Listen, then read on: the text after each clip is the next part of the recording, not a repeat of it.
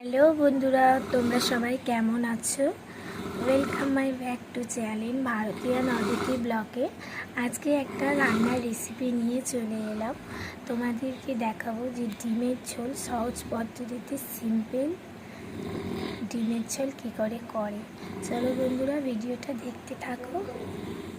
বন্ধুরা, প্রথম কড়াইতে ডিমগুলো আমি এক এক করে সবকটা ভেজে নেব।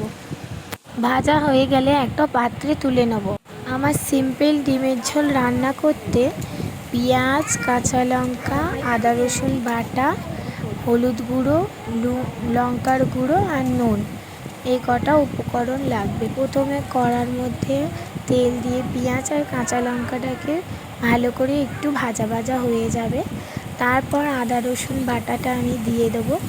দিয়ে তেলের ওপর একটু নেড়ে নিয়ে আলুটা দিয়ে দেবো। আলুটা একটু কষে নিয়ে তার মধ্যে হলুদ গুঁড়ো, লঙ্কার গুঁড়ো, লবণ দিয়ে ভালো করে কষে ডিমগুলো একে একে সব ছেড়ে দেবো। দেখো বন্ধুরা, আমার তরকারিটা হয়ে গেছে, কিরম দেখতে লাগছে।